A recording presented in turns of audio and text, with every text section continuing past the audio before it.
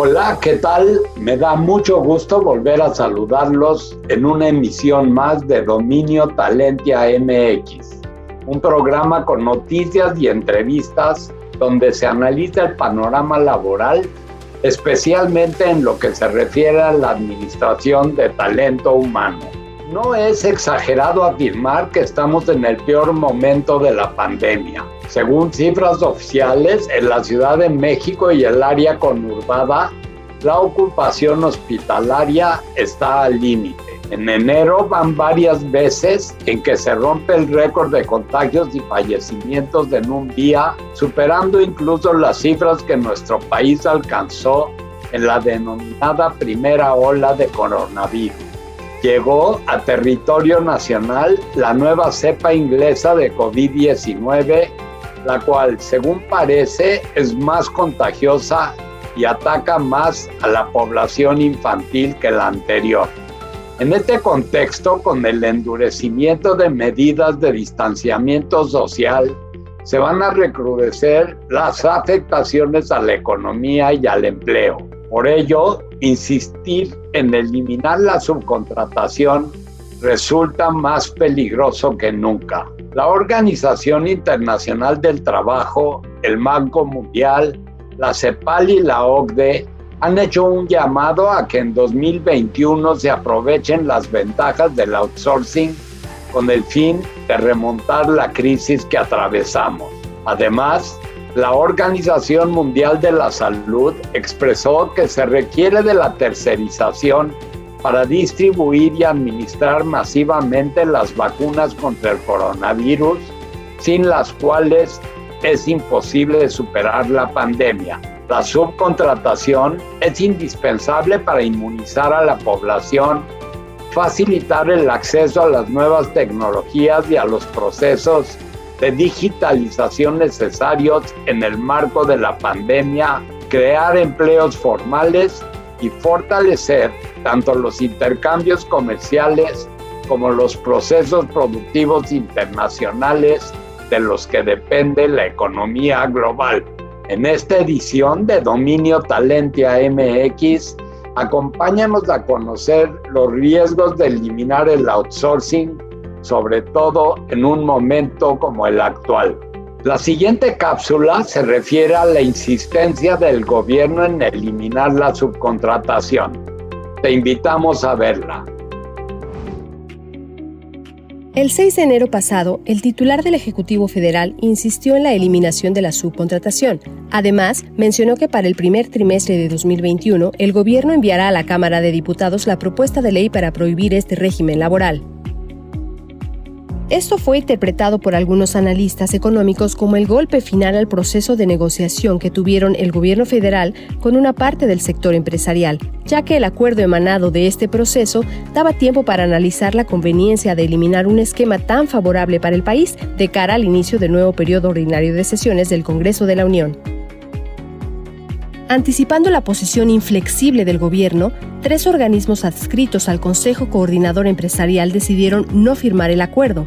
La Confederación Patronal de la República Mexicana Coparmex, la Cámara Nacional de la Industria de Transformación Canacintra y el Consejo Nacional Agropecuario consideraron que no era posible comprometerse a evitar la reducción estacional de empleos formales que ocurre en diciembre, como lo establecía el acuerdo. Este fenómeno ocurre como parte del ciclo natural de la economía mexicana, donde el sector productivo no tiene intervención directa. Después de la declaración del presidente de la República, diversos investigadores reiteraron que eliminar la subcontratación podría traer pérdida de empleo y competitividad, aumentar la informalidad laboral e incluso provocar un mercado negro de servicios. Roberto Vidal, representante del Congreso Nacional de la Abogacía, comentó que resultaría inviable desaparecer esta figura, ya que en plena pandemia destruiría cientos de miles de empleos. Por su parte, Bosco de la Vega Valladolid, presidente del Consejo Nacional Agropecuario, aseguró que la mayoría de los trabajadores de esa actividad están bajo el régimen de subcontratación, por lo que desaparecerla afectaría a ese sector primario de la economía que genera 7.6 millones de empleos. Uno de los sectores más afectados es el propio gobierno federal, quien en este año contrató servicios profesionales y de limpieza mediante outsourcing. Una investigación de El Universal revela que las Secretarías de Bienestar y de la Defensa Nacional, así como el Servicio de Administración Tributaria SAT y el Instituto Mexicano del Seguro Social IMSS, firmaron contratos con empresas de subcontratación para este año 2021. Miguel Ángel Calderón, profesor de la Universidad Autónoma de Ciudad Juárez, enfatizó que en el outsourcing se han cometido abusos. Sin embargo, no debería eliminarse, sino únicamente regularse.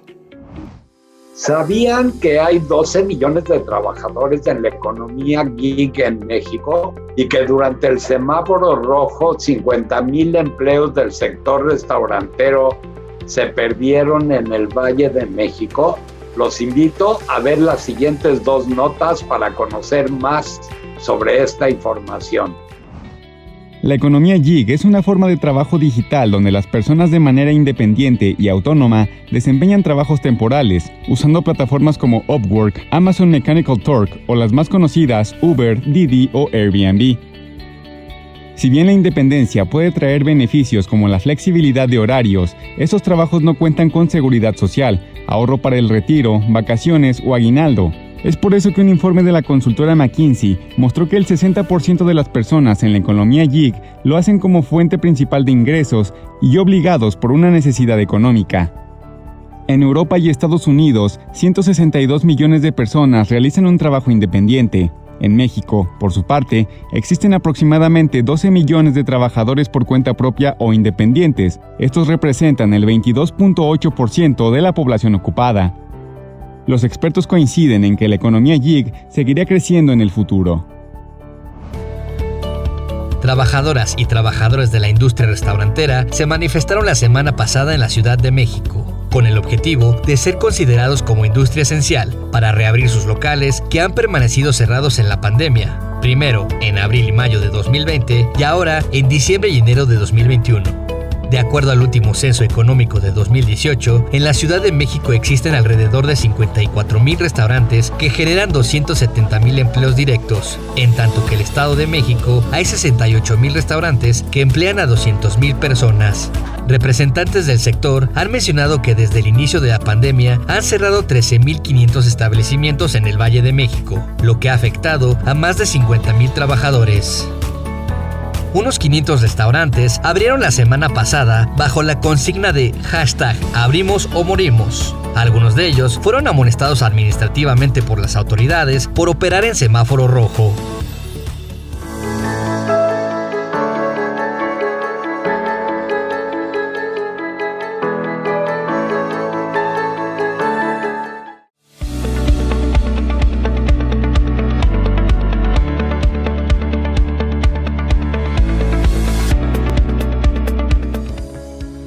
Autoridades del gobierno federal y directivos de organismos financieros internacionales presentaron sus pronósticos para el desempeño de la economía de México durante 2021. La Secretaría de Hacienda prevé un crecimiento de la economía mexicana de 4.6% para este año, el Banco Mundial de 3.7%, la Organización para la Cooperación y el Desarrollo Económico, OCDE, de 3.6%, el Fondo Monetario Internacional de 3.5% y el Banco de México de 3.3%. Dichos pronósticos coincidieron en que la recuperación dependerá de la eficacia en la aplicación de la vacuna contra el COVID-19 y empezará una vez aplanada la curva de contagios. Además, para lograr ese crecimiento, la OCDE y el Banco Mundial recomendaron dar apoyos económicos a empresas y trabajadores, así como promover esquemas flexibles de contratación para impulsar el empleo formal. En esta noche de Dominio Talentia MX, quiero darle la más cordial bienvenida al doctor José Luis de la Cruz Gallegos, director del Instituto para el Desarrollo Industrial y el Crecimiento Económico. El doctor de la Cruz también se desempeña como presidente de la Comisión de Estudios Económicos de la CONCAMIN y es un experto en materia económica. Es un honor que nos acompañe en Dominio Talentia MX. Bienvenido, doctor de la Cruz. Muy buenas noches. Muchas gracias por la invitación. Muy buenas noches, un placer. José Luis, según recientes declaraciones del secretario general de la OCDE, Estamos viviendo la crisis de empleo más grande desde la Gran Depresión. El desempleo juvenil supera 14% en este momento y se perdieron los avances de 20 años en materia de reducción de la pobreza. Para el caso de México, ¿cuáles serían las opciones para que se pueda conseguir una recuperación económica sólida y combatir la pobreza y el desempleo, especialmente en los jóvenes? Aquí solo agregaría que además del problema de desempleo, tenemos dos elementos en México que deben de abordarse para encontrar estas soluciones. La primera es la precarización estructural de la ocupación, es decir, aún las personas que tienen empleo enfrentan el hecho de que lo hacen con bajas remuneraciones, con escaso acceso a prestaciones de seguridad social u otro tipo de prestaciones, porque eso es hoy determinado o conocido como lo que es la pobreza laboral, es decir, tener empleo pero no tener el ingreso suficiente para comprar una canasta alimentaria. Y el segundo elemento vinculado con esto es la informalidad, es decir, el 56% de los mexicanos ocupados están en esa informalidad, es decir, tienen ocupación pero no acceso a esa estabilidad que da la formalidad. Entonces, para encontrar las soluciones, a mí me parece que evidentemente el primer aspecto es necesitamos tener una mayor cantidad de empresas, sobre todo pequeñas y medianas, que formalicen la actividad productiva. Para eso se requiere el fomento a la inversión, y en estos momentos un fomento a la inversión que sea pertinente con la realidad que estamos viviendo. ¿Cuál es esta? Una realidad que requiere mayor capacitación técnica, mayores cualificaciones por parte del sistema educativo, que permita ir generando mayor valor agregado, mayor contenido de innovación, que está ausente en la actividad productiva de la mayor parte de México. Entonces, un entorno de confianza, de certidumbre a la inversión, en donde los esfuerzos del sector público y los del sector privado estén mucho más vinculados, es fundamental. El 18 de diciembre pasado, la Ciudad de México y el Estado de México pasaron a semáforo rojo, por lo que se espera una fuerte caída del empleo y de la economía, como ocurrió en el inicio del año pasado. Dado que las dos entidades representan aproximadamente la cuarta parte del PIB nacional, ¿cuál sería tu pronóstico de crecimiento, pérdida de empleos para el primer trimestre de 2021? Lo que nosotros tenemos estimado justamente para el primer trimestre es que la economía de México seguirá en terreno negativo, una caída de entre 2.5 y 3%, porque además de las dos entidades que muy bien mencionas, no podemos dejar de lado que hay otras tres en semáforo rojo y en donde el resto del país también enfrenta claroscuros de actividad, sobre todo en sectores como el turismo, en donde Quintana Roo, Baja California Sur, por ejemplo, han sido muy afectados. Además está la desaparición de empresas que no se va a solucionar a lo largo del primer trimestre, y en ese sentido nosotros pensamos una caída de hasta 3% en los primeros 3 meses del año, y en donde el empleo me parece va a empezar a recuperarse, pero en alrededor de unos 175,000 empleos durante este primer periodo del año. Entidades como el Banco Mundial y la CEPAL estiman que México podría crecer este año 3.7%, siempre y cuando el proceso de vacunación sea eficiente y constante durante todo el año. De lo contrario, el crecimiento del PIB podría ser menor. ¿Tú consideras que sea posible que el impacto favorable de las vacunas sobre el crecimiento económico pueda empezar a verse a mediados de este año? A mí me parece que habría que ser muy conservadores con esa expectativa, es decir, el proceso de vacunación va a avanzar, hay restricciones desde la disponibilidad suficiente de vacunas para el tamaño de población del país y evidentemente toda la logística que se va a tener que implementar. Entonces, a mí me parece que el proceso de recuperación económica de México, al menos durante los primeros 9 meses de este año, va a ser de alguna forma no tan vinculado al proceso de vacunación, en realidad mucho más asociado a la recuperación económica de Estados Unidos, de la exportación que ya se ha revitalizado en algunos sectores como el automotriz y del hecho de que se permita tener la mayor operación posible de los sectores productivos en el país.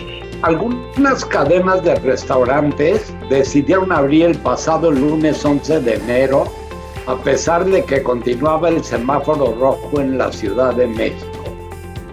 ¿Cómo consideras esta acción y qué medidas deben implementar las autoridades para salvar la economía del país, pero también la vida de miles de mexicanos? Mira, lamentablemente estamos en una situación en donde nuestra economía llegó enferma a enfrentar el COVID-19. Los problemas de bajo crecimiento y desarrollo son previos a todo esto y sobre esto llegó un problema de salud pública. En ese sentido, me parece que el diálogo entre el gobierno y el sector privado es fundamental para encontrar mecanismos de cuidado de la salud, pero que al mismo tiempo le permitan tener el flujo mínimo necesario a las empresas para poder cumplir con su responsabilidad social, que es dar empleo, dar un salario y prestaciones no solo a los trabajadores, sino a las familias de estos trabajadores. Las empresas sin ingresos no tienen la capacidad de cumplir con esta responsabilidad social. El diálogo me parece es fundamental. Tenemos que hacer un corte, será breve, pero regresamos pronto.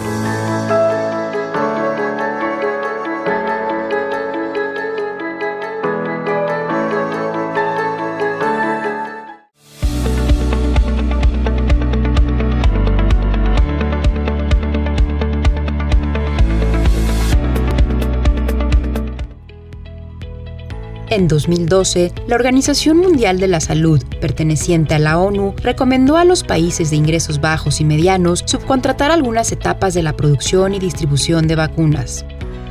Dicha organización enlistó los beneficios de la subcontratación. Mayor eficiencia. Las empresas de tercerización utilizan procesos altamente eficientes que aprovechan al máximo los recursos y tecnologías disponibles. Especialización focalizada. Dejando la producción, almacenamiento y transporte de las vacunas a estas empresas, permite a los gobiernos nacionales concentrarse en definir políticas para una vacunación de alta calidad. Costos reducidos. Se logran ahorros cuando empresas de subcontratación asumen la inversión y gestión en equipos de producción, cadena de suministro y logística. En la actual etapa de vacunación contra el COVID-19, la subcontratación podría ser un aliado fundamental para conseguir la inmunización de la población en México. Muchas gracias por seguir con nosotros. Les recuerdo que esta noche nos acompaña el doctor José Luis de la Cruz, director del Instituto para el Desarrollo Industrial y el Crecimiento Económico. La semana pasada se dieron a conocer las cifras de empleo del Instituto Mexicano del Seguro Social. En diciembre se perdieron 277,280 empleos formales y el Ejecutivo Federal ha afirmado de manera reiterada que la subcontratación es la causante de estos despidos, razón por la cual insiste en que debe eliminarse este esquema que implementado responsablemente genera millones de empleos formales. ¿Podrías explicarnos cuáles son las verdaderas razones? Mira, yo creo que hay tres elementos que debemos de considerar en este sentido. El primero es que si hacemos una revisión de los últimos 30 años del mercado laboral mexicano registrado ante el Seguro Social, lo que vamos a ver es que prácticamente en todos los años diciembre tiene marcado una reducción muy importante en el número de empleos, aún antes de que se utilizara el outsourcing de forma intensiva o más intensiva en la economía mexicana. ¿Esto porque hay una temporalidad en la fabricación, la comercialización de muchos bienes, sobre todo hacia final de año, hacia las ventas de fin de año? El segundo aspecto es el profundo daño que sufrieron las empresas a lo largo del 2020. Ese daño causó el cierre de 1 millón de empresas, de acuerdo al INEGI, en donde las restricciones financieras pues han obligado a que tengan que hacerse ajustes. Si observamos en realidad en el IMSS, me parece que un análisis por tamaño de empresa, por sector, lo que se ve es un profundo compromiso de las empresas por tratar de conservar la mayor parte del empleo, y en realidad es el cierre, la quiebra, la que los obliga a tener que reducir o cancelar su nómina. Y finalmente me parece que también es la perspectiva hacia el 2021. Es decir, ¿qué esperan las empresas? Me parece que pensar que el outsourcing es la causa fundamental de esta baja en el empleo, pues no es del todo preciso. José Luis, como tú sabes, Talentia MX es una asociación de empresas que se dedican a la subcontratación y nuestro objetivo es impulsar la industria. En Talentia MX hemos afirmado reiteradamente que no se debe prohibir la subcontratación. En efecto, la Organización Mundial de la Salud ha recomendado desde 2012 el uso de la tercerización tanto para la producción como para la distribución de vacunas. ¿Tú crees que sin contar con la subcontratación se pueda llevar a cabo una campaña tan ambiciosa de vacunación masiva como se requiere en México? A mí me parece que no. De hecho, México necesita el outsourcing, necesita esta terciarización. Es una forma de trabajo que existe en cualquier lugar del mundo y lo único creo que hay que enfocarse y garantizar es que se cumplan los derechos laborales a los que tienen o los que deben de tener todos los trabajadores. Me parece que cumpliendo con el marco legal, el outsourcing, la terciarización puede convivir y es muy necesaria tanto para las empresas como para los propios trabajadores. De acuerdo con la OCDE, el home office y otras formas de trabajo no estándar se han utilizado con mayor frecuencia desde que inició la pandemia. Desde tu perspectiva, ¿cuál es la mayor ventaja de la subcontratación que podemos aprovechar este año en el contexto de la pandemia? Me parece que tener a las personas más calificadas en las áreas en donde más se necesita, es decir, que las empresas pueden recurrir a contratar a aquellas otras que están muy especializadas en áreas en donde necesitan soluciones rápidas, con personal con experiencia calificado y que evitan los tiempos de aprendizaje. Y en ese sentido a mí me parece que la subcontratación es justamente una de las ventajas competitivas que le da al país y que por otro lado le permite desarrollarse a las personas que son contratadas bajo ese esquema. Según datos del INEGI, a noviembre de 2020 la actividad industrial acumulaba en términos anuales 21 meses de contracciones. ¿Cómo afectaría la eliminación de la subcontratación a estos sectores donde hay cerca de 1,5 millones de trabajadores subcontratados?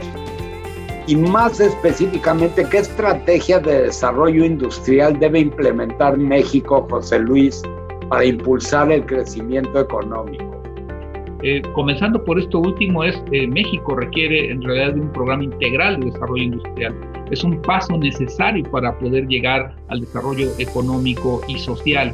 Y a partir de esto determinar sectores estratégicos, que cuáles son los que tienen la mayor capacidad de generar crecimiento, generar exportaciones y también mayor vinculación con otras empresas, con otros sectores productivos. Es lo que conocemos como empuje hacia adelante y también capacidad de arrastrar a otras empresas hacia ese desarrollo. Requieren justamente esquemas laborales en donde puedan utilizar la subcontratación. Y si nosotros vemos, la mayoría de los salarios que se pagan ahí son en promedio 2, 3 y hasta 8 veces más grandes que los que se pagan en el resto de la economía, a pesar de que se contratan vía outsourcing. José Luis, lamentablemente hemos llegado al final del programa. Es muy corto el tiempo en televisión, sin embargo, te agradecemos muchísimo tu presencia.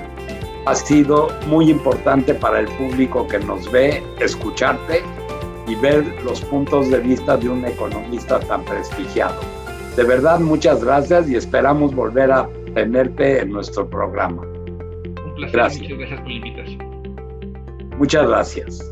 Les quiero agradecer por acompañarnos una noche más. No olviden que pueden vernos y seguir informados en nuestro sitio talentiamx.com y en nuestras redes sociales. Recuerden que tenemos una cita la próxima semana para impulsar el talento humano. Hasta pronto.